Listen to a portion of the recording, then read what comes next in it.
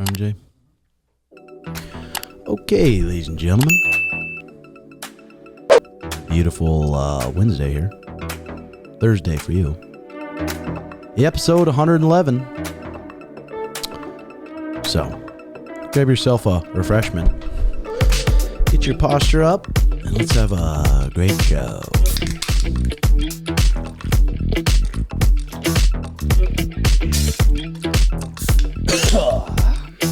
Yeah.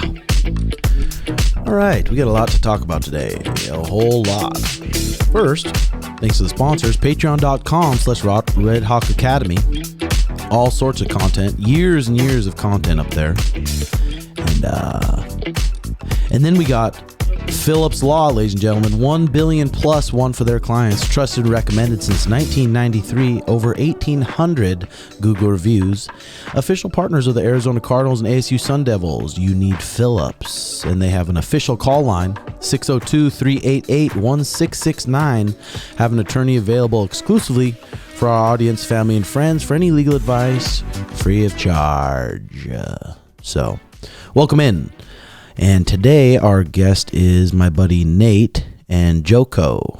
And everyone knows my two favorite drugs in the world are the cannabis plant and caffeine. And I've in the recent years been getting a lot more into actual good coffee, quality beans, quality espresso, and same for the cannabis. Nowadays, there's just so much just cheap shit, and they just want quantity over quality, and they're willing to just put whatever on it to make just big amounts. So we got a lot to talk about today. We're going to talk about MMA. We're going to talk about what's going on, and then we're going to talk about some coffee, because my boy Nate here just opened up Brew, which is right by our gym here, and it's this freaking beautiful coffee shop. It's like a dream to have a shop like that one day. But also you got foods, quality foods, breakfast sandwiches, and it's just a good vibe. You and your wife did it, and it looked like it was quite almost a risk taking that, because that's a nice complex. And it looks like you guys almost had it open for a long time, and it just wasn't opening. You could probably pull this mic up close to you, Mike, and then talk into that blue light. You can move the bottom of that. Sorry. Good. Yes, we've definitely had our signs up for quite some time over there. Yeah, and I was like, what the hell's going on with this place? And then I finally met you, and then you guys are about to open. Literally this beautiful coffee shop. If you're in Peoria, Glendale area, Brew, great beans, and it flooded the day before you were supposed to open. Yeah. So there's quite the backstory before all that happened. A lot happened. But yeah, the day before, we're geared up. We're trying to get everything in line for county. This is Mike. Yeah. No, keep going. That's the big one, right? You got that final health inspection, and so we got our final health inspection scheduled, and the guy from county comes in, and they're the ones that tell you, okay, you pass, you check all the boxes, you can open and do business. So we got that passed. I think it was May 18th, and at 11:34 p.m., a fire sprinkler exploded and flooded the shop.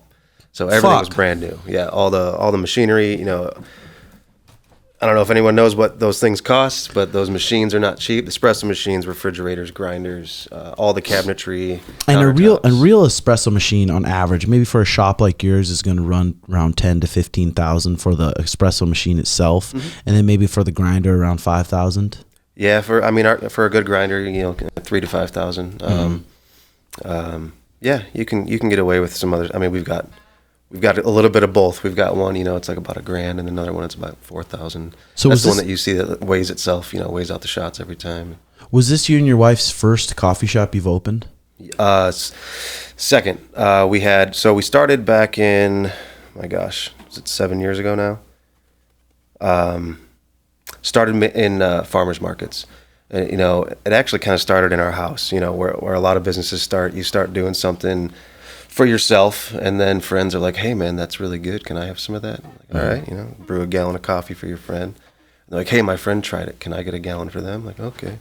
Next thing you know, in about 2 weeks, you're brewing 10 gallons of coffee for all your friends, and you're giving it away. And you're brewing cold brew. That's what it started on, yeah. Brewing up cold brew. So when you were doing the farmers markets, you didn't have like a coffee cart or an espresso machine at the time. You were just brewing up cold brew and just selling just cold brews at the coffee shop. Yeah, cold brew out of a tent. Had some flavors, started playing around with flavors and creamers, and just kind of learned as we went what the people wanted, and just kind of went the direction that, if they wanted a certain flavor, and you started hearing things over and over, you're like, all right, we'll try that, and you do it, and it just grew and grew, and here we are. We had so you say this was our second shop. Our first shop was from 51st Avenue in the 101. It was a salon building. There's like 40 salons in there. People that do hair, nails, makeup, all that stuff.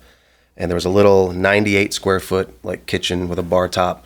We threw an espresso machine in there, a couple of refrigerators, and my wife ran that solo for I think 3 years. And how much rent was that for that space? It was like $500. $500 a month. That was water, utilities, everything. And so for 3 years, that's pretty badass. So 3 years, put an espresso machine in there, and probably just got the hang of just serving coffees. She did. I actually still have another job. I work for my dad during the day, but it's the kind of job that I can work from my shop. Hop on the computer and do some trades and stuff. And were you guys like? I know your wife is, but passionate about the coffee and stuff, and about learning about it. And then, what made you have the confidence to pull the trigger on such a big, nice place and just like really take the risk? Like, what made you have the confidence for that? So really, the coffee. The whole reason we're in the coffee would be my wife. She grew up in Oklahoma, in the Tulsa area, and she spent a lot of time with her grandfather. And it was leave school, I'm not feeling good. Grandpa would come pick me up, and they go hang out and they go drink coffee at some local, greasy spoon out there. And so her love of coffee was born in Oklahoma with her grandfather, and it's something that stuck with her. And I mean, I can't even tell you how many years ago she started talking about, my dream would be to own a coffee shop. And it was never anything. It was just, people got dreams, and they start talking about them. Not in a million years, I think, we'll probably own a coffee shop someday. But then you guys didn't end up like, you went from that small little space to something just huge. Yeah, not on purpose. It's funny, we went down several paths. You think you're loading up a tent and tables and coolers and ice and all these things every week, and you go and you set up over the weekend, 2 or 3 different farmers markets. And it's fun, man. Like, my kids grew up, during their childhood, hanging out at farmers markets on the weekends. And so you go from that and you start thinking, okay, I need to get a cart, or I need to get a trailer. So we actually went down the trailer route a few times, want to build a coffee trailer, or, get one of those retired FedEx trucks and turn it into a coffee truck. And had actually started that process, I think, 2 or 3 times. And every time something happened that put a stop to it. And it was something different every time. And the Park West thing, we did their farmers market for years. And they actually reached out to us one day, and they're like, hey, you want to, maybe look at getting to a spot in our shopping center. And we're like, us? Like this, like you guys are looking for us? Like, okay. So we just started exploring it. And we started off going like, there's no way. We're in this tiny little spot. We're doing farmers markets. We can't do this. But we decided to explore it anyway, because you don't know until you look into it. I mean, there's no really good, especially quality. I mean, they're putting like Black Rock, just the shitty places there, but actually quality coffee, Bully Brew. So is the Bully Brew is it a franchise? No, it's just this one spot. We've actually been reached out to by a couple people to see if we'd want a franchise, and it's one of those things that's probably on the list that I don't even know about yet. It's down the road. But I swear I thought there was Bully Brews in other places. So there is, what is that, North Dakota? I think there's one in North Dakota and maybe Minnesota, I think, somewhere. And it is called Bully Brew, and we did see them when we were, trying to figure out our name. We went through a lot of different names, and we found, we landed on Bully Brew. We've got bulldogs, pit bulls. We like dogs. We're animal people, but that's how that name was. So we did see them. We're like, shouldn't be too big of a deal. They're way north. Like, we're not going to get confused. Turns out we do. We get emails, through our website, like, hey, I want to order some coffee. I'm in Fargo. Like, I'm pretty sure you got the wrong spot, but I'll send you some coffee. Back here, and this is Joko. This is Nate's friend, and he would say he's being humble, but he's probably a black belt when it comes to coffee. So how long you been studying about coffee and coffee beans, and how long has it been in your life? So coffee has been one of those things that I'm Costa Rican, from Costa Rica. I'm adopted. My parents are from Michigan. But if you're Costa Rican, you're going to have coffee in your blood, right? You start drinking coffee since you're like 4 years old, and put a little milk in there, put a little sugar in there. And then you hit those 11, 12, and you're drinking black coffee, right? So it's always in your blood. But I didn't really fall in love with coffee until probably like 15 years ago, 16 years ago.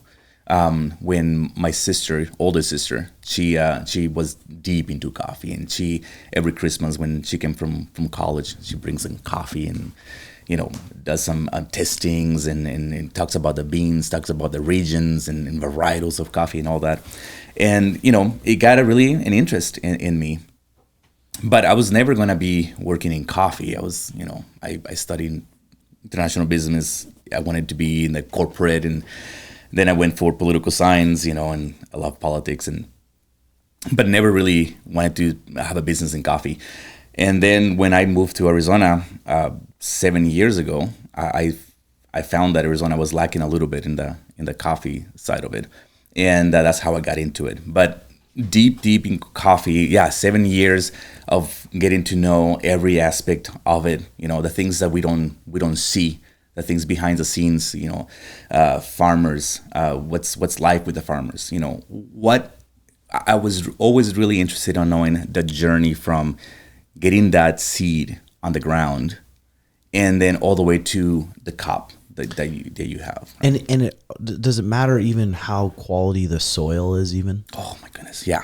And then when it comes to beans, like somewhere like Starbucks where they're doing so much mass beans, are some coffee beans sprayed with pesticides? It shouldn't. A lot of these countries have strict laws when it comes to coffee. So in fact, we almost say when people ask, do you have organic coffee? All coffee is organic. Like I know Costa Rica bans everything that has to do with pesticides in coffee. What would make it not organic, putting pesticides on it? Yeah, so there's a couple of threats in coffee, in the coffee industry in the world. One of them is this little beetle. In Spanish it's called broca. I can't remember that word in English. It's a little beetle, and they reproduce like a bitch. I mean, they just reproduce so much. And some farms, they go to the extent of adding some organic pesticides. But you see the word pesticide and immediately not organic, right? Now there is like other ways to prevent this beetle from consuming all coffee in the world, but yeah, that would be the only reason why. What compared to say the quality of your guys' beans and the beans that you really love, because you said they get in season too. The seasons change and there's different sorts of beans. So what would be the difference between the quality of your guys' coffee beans compared to the quality of a Starbucks or a Red Rock? Yeah. It's all about the varietal. So the coffee industry is a pyramid, right? So you have like several layers of that pyramid. The bottom of the pyramid, it happens also with wine, tequilas, scotches, whiskeys, everything. All that stuff, right? Including food. You have like mass-produced food, and then the quality of ingredients then gets you higher on that pyramid. Same with coffee. So coffee, there is two main varietals. All coffee came from Ethiopia, right? That's the birth of coffee. And in that, there was the varietals of coffee went two different ways. One went to the Robusta kind of coffee, right?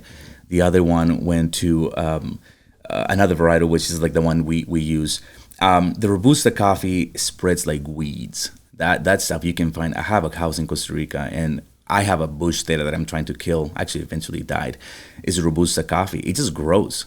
Produces a lot of beans. The flavor is intense. It's really bad coffee, but it just produces so much. That is the kind of stuff that Starbucks and Dutch Bros and all those people, they have to have, right? Because it just grows. You don't need a lot of help. It just grows. It just grows, and just pick whatever you want and just put it up there.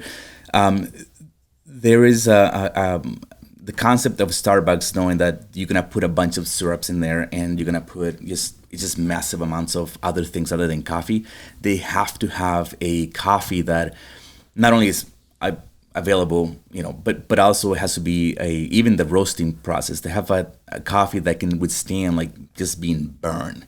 Those beans, if you see any kind of coffee that is oily, if you see that little hopper on the grinder, you see oily.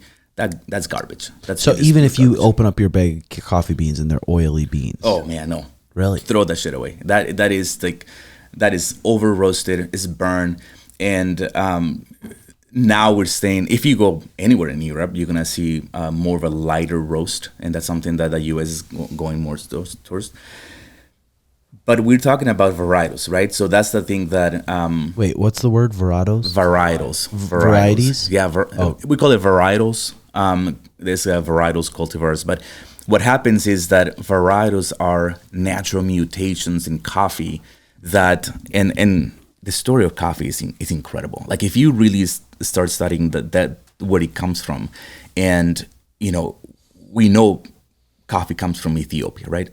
But Ethiopia, terroir, like the land, the weather is different than Brazil, right? So if a plant can survive in Ethiopia, it doesn't mean that it's going to survive in Brazil. So there is these natural mutations that happen in coffee, and that are going to be able to produce a good cup. And also with elevations too, and other little factors. Mm-hmm. But those varietals are the ones that we always pay attention to, like and also that the roasting process, make sure that it's not. So the difference between some ground up Folgers beans that you get in a thing compared to your guys' beans freshly ground, there's just going to be a huge difference. So what happens with the coffee after it's already ground up? Does it lose a lot of its aromas?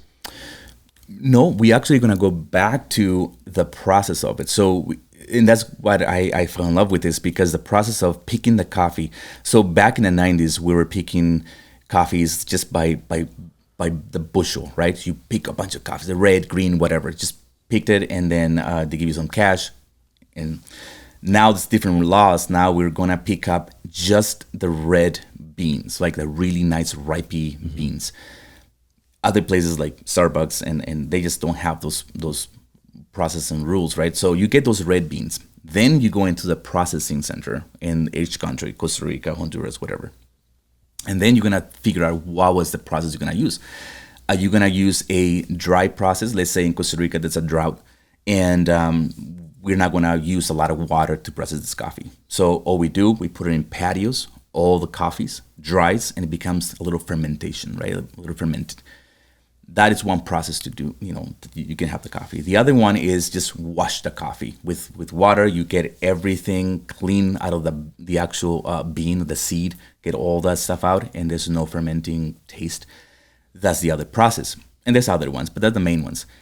After that, then you send the coffee to the roaster in the US or Europe, whatever. Then every process of the coffee has a grade. So the higher the grade means if you have a great coffee that was 96 in the farm, it's like, hey man, this is so good. This coffee is delicious. And they have a grade, 96 grade, right? And there's a lot of tests that you do to get that grade. The roaster now, that's going to tell you how much the coffee is going to cost. So if that grade was 30, 40, and it's really bad quality coffee, it's going to go cheap as hell. And that's where the gas stations jump in and buy that coffee, and Starbucks and the place that gets just big quantities, they're getting coffees that are 30 to 40 grade. Yeah, oh yeah. Cheap stuff, really cheap stuff. They get to a point where coffee gets such a good grade that now you're going to bet on it. You can't just go buy like a delicious geisha or some varietals that are really good, or from some farms that are really producing amazing cup of coffee. There is a farm in Costa Rica that we went over there, and Toño is the farm, and this guy's insane. He takes care of every single plant, and he has hundreds. Oh yeah, and he goes in, and I'm like, well, and he pays attention to Not only the rain, the dry, he puts like banana. If it's too much rain, he puts banana leaves in the ground to make sure the water just, And that's who you guys are getting your beans from? We get it from that kind of farms, those kind of level, people. yeah. So there is a buyer and seller. I cannot just go and buy, right? There's gonna be a seller, and there's a lot. The government's already in the world. They're making sure that we're not overproducing. Because, the U.S. consumes so much coffee. You guys are... It's got to be the biggest drug in the world. Yeah. In the U.S., right? Yeah. I don't know how old you are, but back in the 80s, Juan Valdez, I don't know if you remember those commercials of, coffee from Colombia, and it was such a huge boom on coffee from Colombia in the 80s, 90s. And Colombia took a hit because they were producing so much coffee and you guys were buying so much that it took a second for them to, recover. So let's say you go to the gas station. Yeah. Just like a cheap marijuana, a cheap, shitty marijuana where they produced a bunch of it, maybe it was sprayed with stuff. You'll smoke it and you feel almost like crappy. It's almost like you just smoked some anxiety. Yeah. I wonder if it's similar with some coffees, like the effects of the caffeine from a very quality 96 grade bean compared to a 30 grade bean, the effects of the caffeine. It's your stomach, your acidity, it just punch you in the gut. And now you get to a point where you like that stuff, right? Mm-hmm. But like if I'm in a point where if I have some coffee like that, it hurts my stomach. It's just so. It's the kind you gotta go drink on the toilet. Oh yeah. Just shitty stuff, and that's what most people don't even understand. There's levels to coffee and coffee beans. They just think, I get it from gas station, or I get it from Folders, or I get a great cup from McDonald's. Yeah. If you start seeing, like, if you have another cup, you compare it, you can immediately see that difference. Mm-hmm. And absolutely, and but doesn't mean that if you have a 96 grade coffee from the farm, it doesn't mean it's gonna be great coffee in the cup. So now, let's say we work with Touchy Coffee, which is incredible coffee from New York. Those guys, they buy it, right? They buy the coffee, 96, for example. Now, it's up to them to roast it well. If they roast too dark, that coffee is shit. If they roast too low, too hot, too light, coffee is shit. Right. Mm-hmm. So now they have a huge responsibility. That's why when people say, I'm going to be a roaster, I'm like, don't. Good luck. Yeah. Don't be an idiot. Just let it, give it that to the professionals, people that have done it for a long time. So now there's another rate on that. So the specialty coffee, the top part of coffee, we are sort of ruled by this association, this Specialty Coffee Association. They set kind of rules of how we should brew this coffee, how we should roast this coffee, right? It's specialty coffee. And if you follow that, you're going to have a good cup.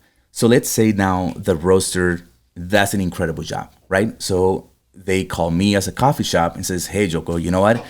I have this coffee. It was amazing on the farm. And then we roasted it, and it's incredible. It's the greatest. It scored very high, very incredible. I'm like, hey, give me some samples. And sure enough, they sent me some samples. And now, where do you make your samples at your house? In my shop. So they send samples to my shop, and we have all the machines. And where's your shop? So I have a couple in Phoenix and in Scottsdale. So, okay. Yeah. And then you kind of help advise some other shops like Nate's? Yeah. So people that are starting in the industry, yeah. So what's the big difference between an espresso bean and a normal bean? None. There's not really a difference. Now, roasters, sometimes they would say, hey, I'm going to roast something for espresso. Sometimes it is not. If you roast a coffee, a medium roast, you can put it in both. There's a lot of things, misconceptions about coffee. There is this thing of French roast, or all these things that it was back in the 80s, 90s. Those, we don't have that anymore. Like doesn't really exist. That's old way to think about coffee. Yeah. Espresso is the process. So like the word espresso in Italian just means like pressed, or like because you're forcing the water through a puck. And that's ground really fine, and it slowly extracts it versus makes sense. Drizzling water over rougher grounds like a drip coffee. But even then, like even when I get those samples, I can ruin the coffee. So they have 3 layers to go through, and my baristas, if they're not trained well, and let's say now we have incredible coffee from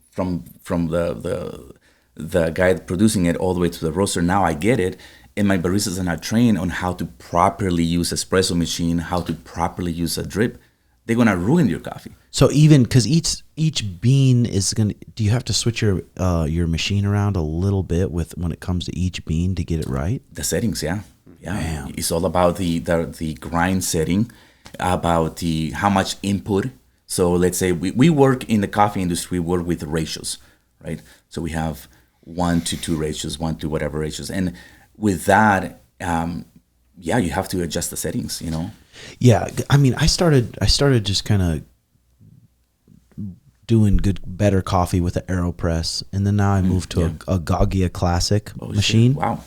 Just at my house, and I really love it. Like, I fucking love that machine. And then this new machine I'm going to get for the coffee shop, it's a pretty nice one. I'll show it to you after this and see what you think of it. But how important is it to have just a good grinder in a good machine? Dude, everything. It's absolutely everything. Yeah. Like, would you say the Gaggia Classic for a home machine is like a good one? Yeah, one of the OGs in the industry. Mm-hmm. Really? Total respect, yeah. Mm-hmm. Yeah, 100%.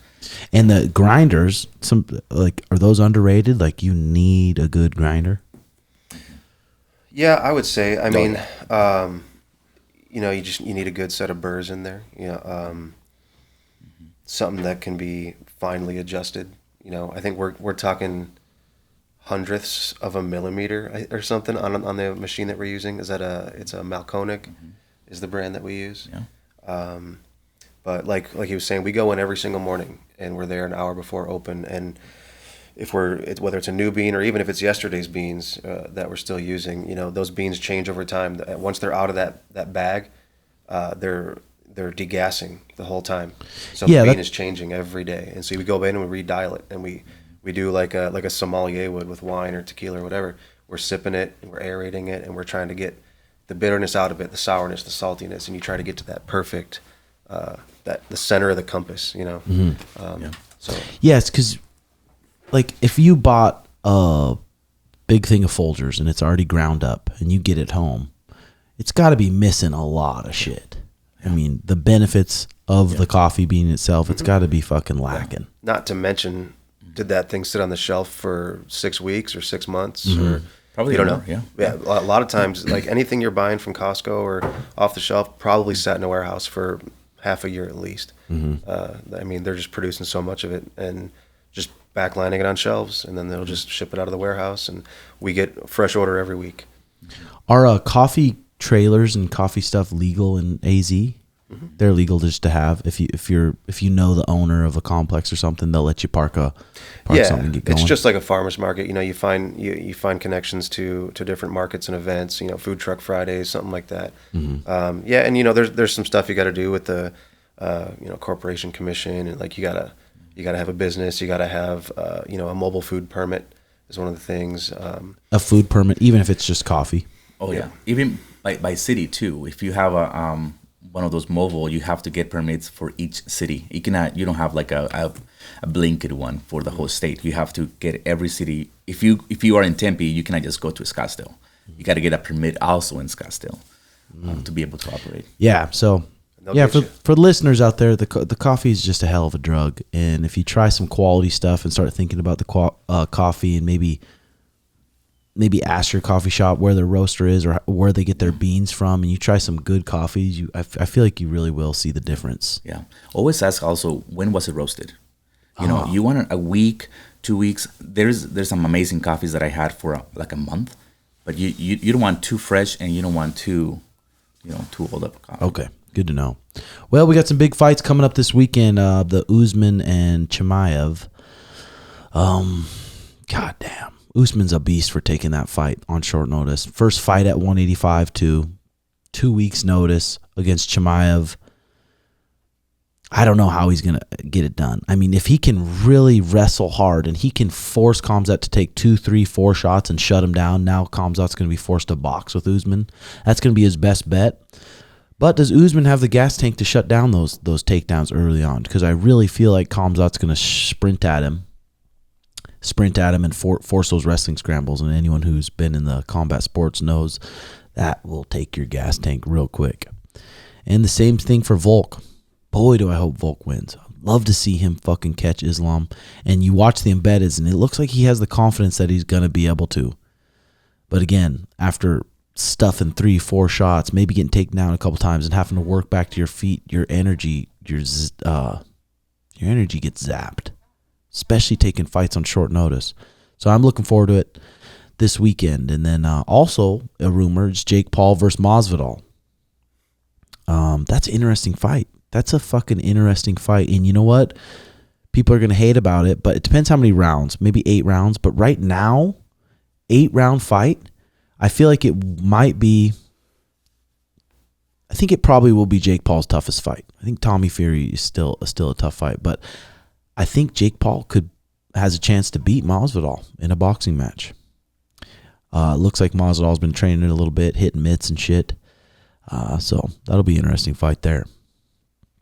Last night I was watching the Wim Hof vlog, and I actually messaged him on Instagram to see if we could go do a vlog with him. But that'll be fucking scary doing a vlog with Wim Hof. You know who he is? Oh yeah, I love Wim. And I've watched other vlogs of people going to his house, and he wakes them up 6:30 a.m. He forces them into some uncomfortable situations with that cold. Pair of shorts out into the snow. Right? All sorts of shit. So I'll definitely have to train for that. You cold plunge, right? Yes, I do cold plunge. Life changing. Yeah, and it's scary for people. It is scary for people. But I think after you've fought a lot, because I've had, I think, about 33 MMA fights. Once you have these MMA fights are fucking scary because you don't know what's going to happen.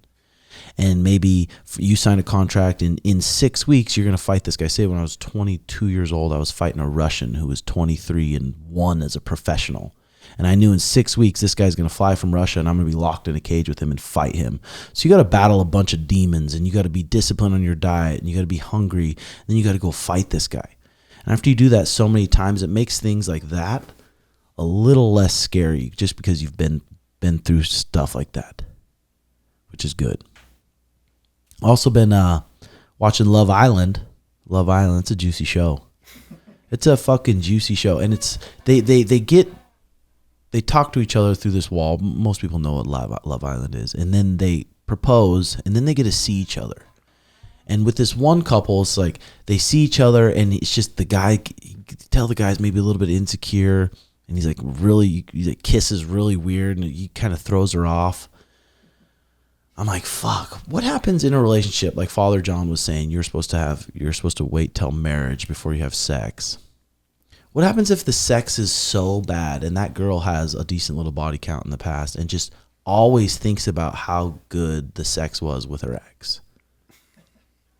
Then you run into a tricky situation. Oh, man. What do you do? Damn. What do you do? I don't think there's anything you can Joko. do. There's nothing you can do, man. Wow, that's what could it stuff, work? Man. Could it work if everything else is pretty good in your guys' relationship, but there's just the sex is just like not good, and with a previous partner it was really good? Oh man, your conversations and that communication skills have to be on point. Because you're gonna have to bring it up at some point. Yeah, that communication skills, man, you gotta kill the game there. Yeah, the communication shit is fucking brutal. To. Yeah, you have to.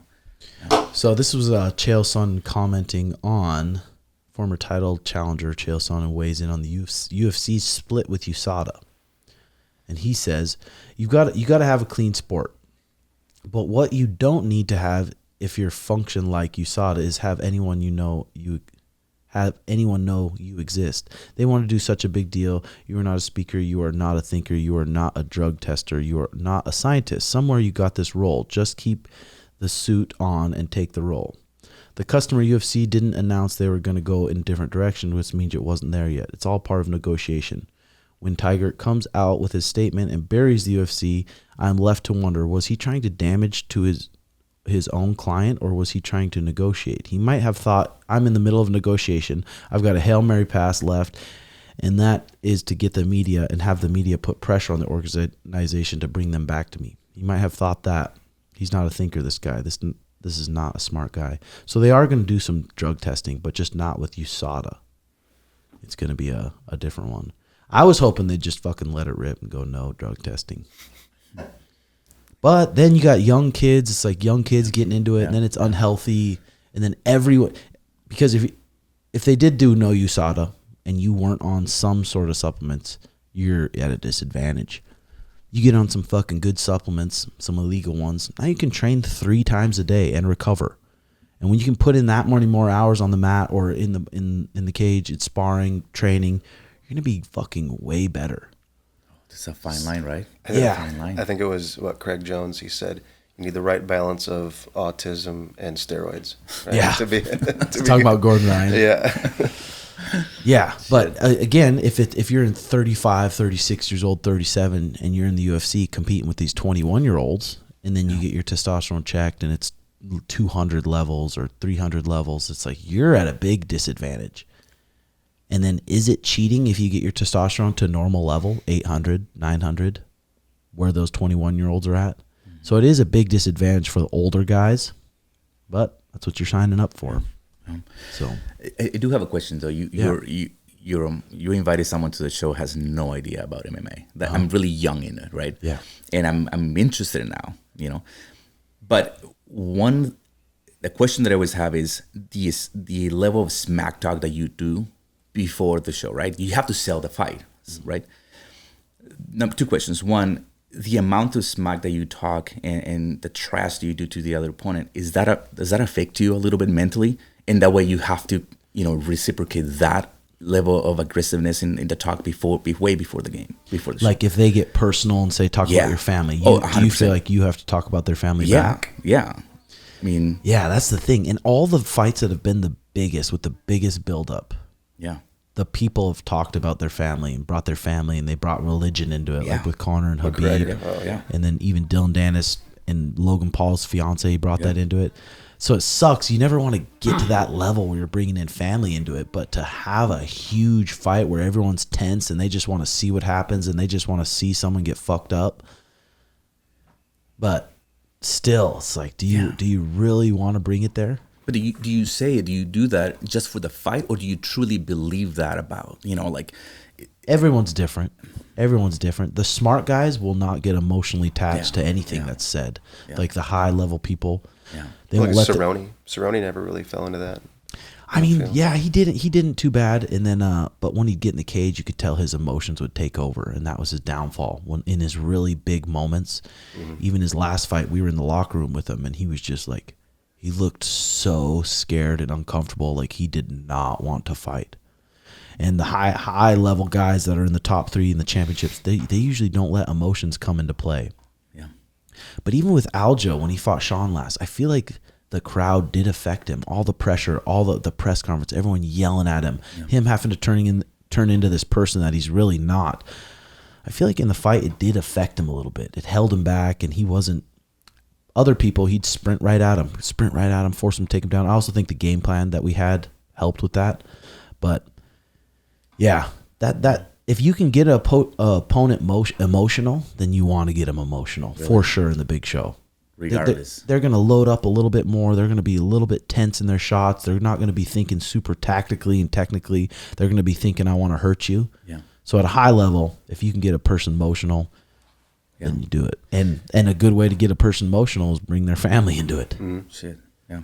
But so it's a massive physical thing, and all of you guys are monsters. Like, just looking at you, I'll shit my pants. But all of you guys are the same, right? Monsters. So now the competition is in tactical and mental, as you were saying. Like, I don't know if you guys get scared before a fight, but there's gotta be a level of something, either trash talk, or maybe you see the training videos or something about the opponent, and that change like the mental? Oh yeah. I mean, dude, majority of it, probably 80% of it probably is just mental. It's a huge battle, and every negative thing that comes into your mind, or every time you see a video of your guy doing something, you got to battle it in your mind. You got to know how to counter it and stuff. And everyone's got a little sense of, I'm scared. Okay. But you got to get your confidence from training hard, training with good people, pushing yourself. And then when you get in the cage, it's what you do every day. But the mental battle, the week of the fight, the day of the fight, especially if the fight before that didn't go your way. And maybe you were really ready for that fight. You were prepared mentally. Everything was perfect and it didn't go your way. Maybe you got knocked out. Maybe a bone broke. Something bad happened. So now the next fight, everything's going your way again.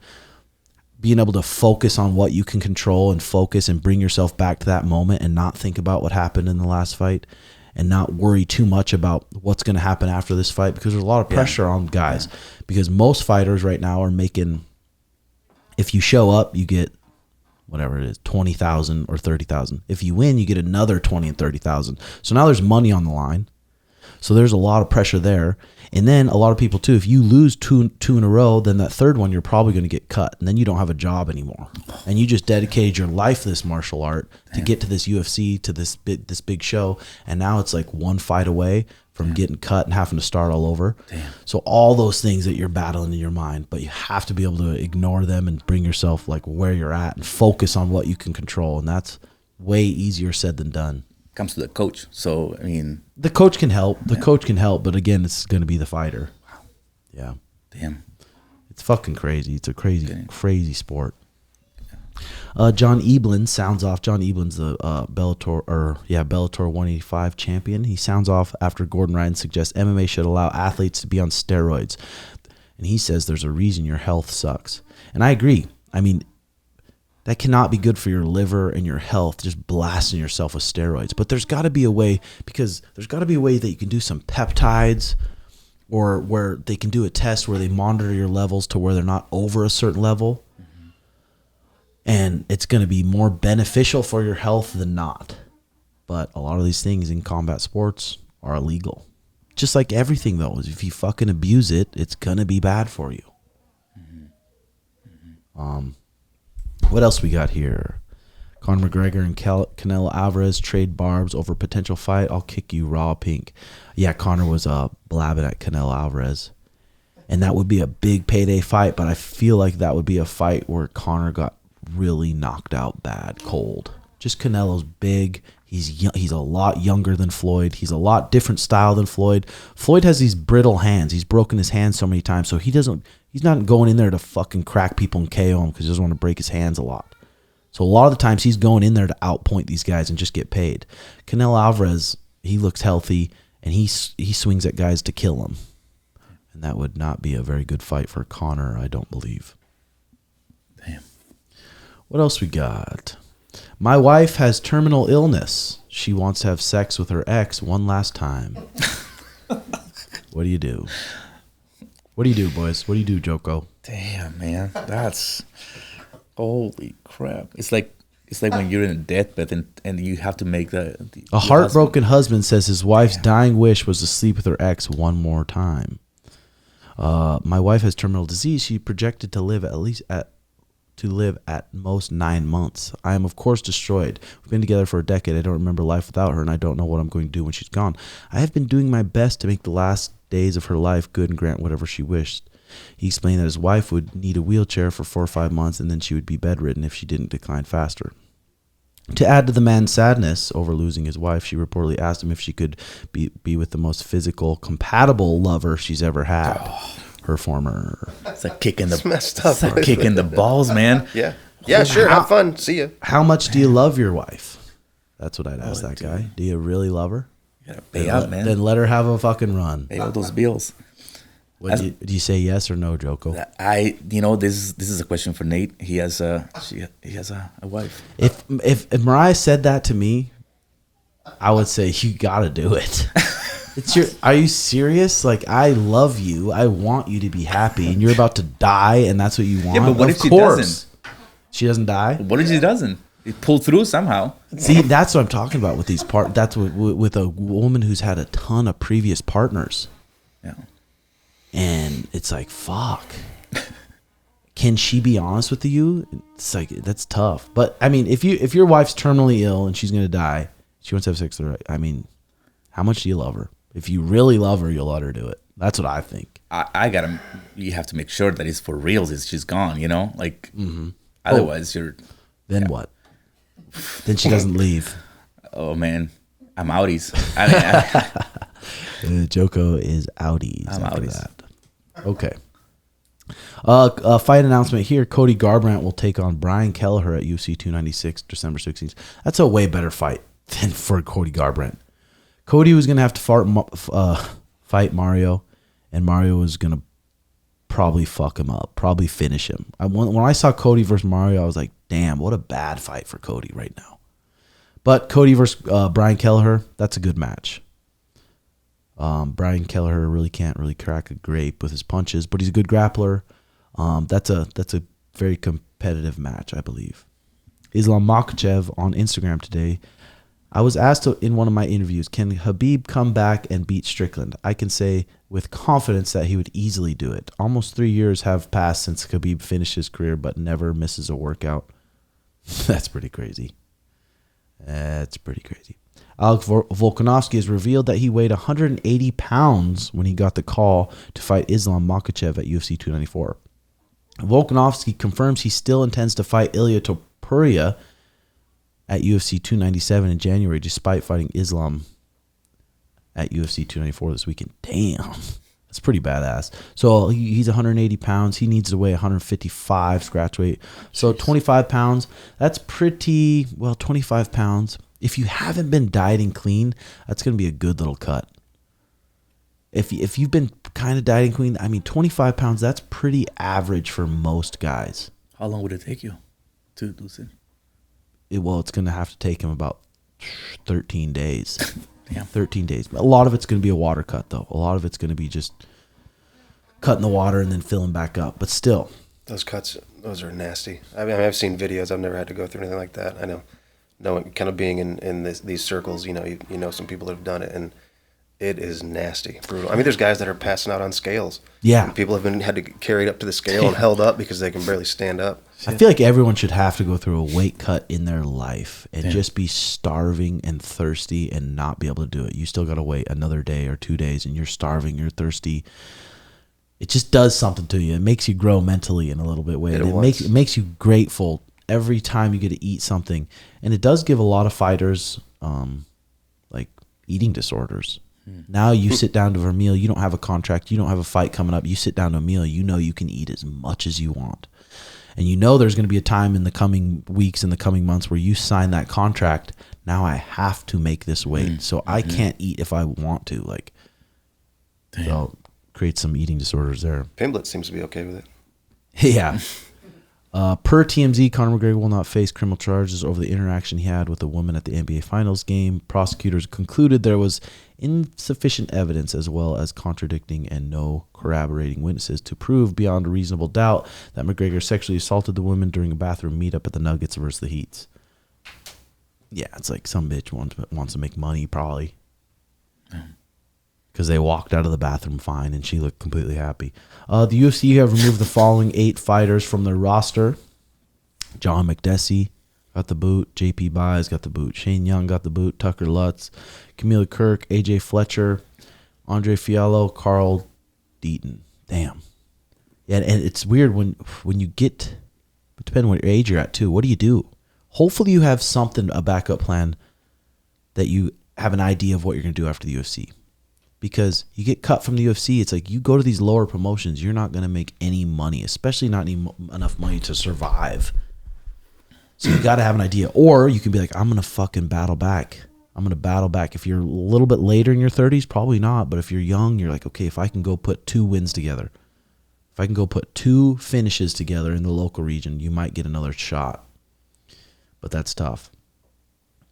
Okay, here we go. How old do you have to be too old to take a beat up? What do you mean? Well, I love soccer, and 34, 33, that's like the max in MMA. Like, how old do you have to be until you say, hey man, one punch in the face, I'm done? How old's too old? Yeah, I think everyone's different. I think the lighter weights, when you get around 35, 36, I think you're close to being done. Yeah. You see in the heavyweights, though, got a lot of successful guys in their 40s. No shit. Still fighting. No way. And still, damn, brick still houses doing though, good. man. I think those lighter weights too, those big weight cuts, I think they take away from your longevity in the sport when you're doing big crash diet weight cuts all the time. Jeez.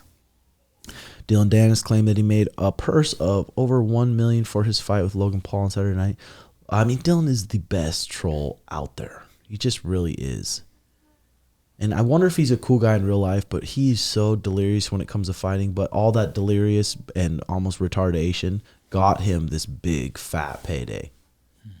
It might be his last big payday. Who knows? I didn't watch it.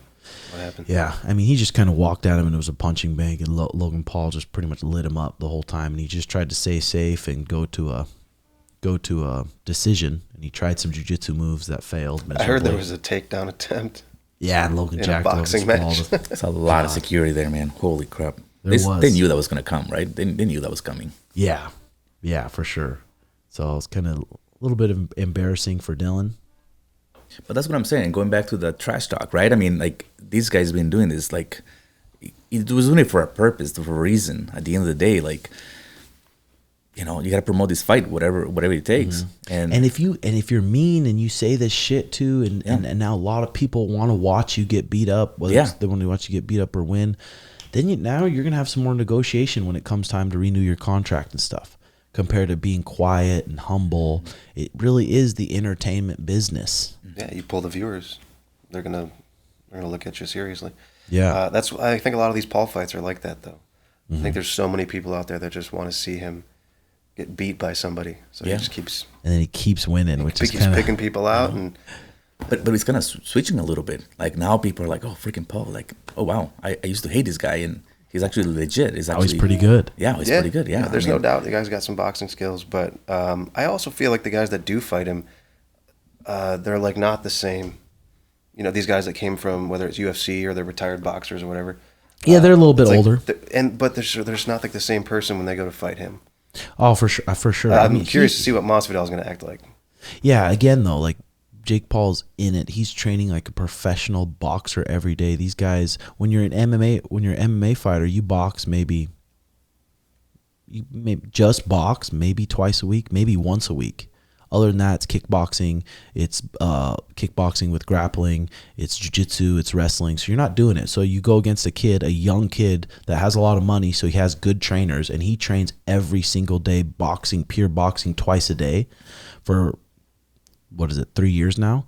He's going to be probably pretty fucking good. And then fight this MMA fighter who that's not their main art. Who's trying to suppress all of his instincts to take you down or kick you in the leg, you know? Yeah. So this is an interesting post Dan Gardner, our nutritionist, posted on his Instagram the other day. Coffee is the most consumed beverage in the world.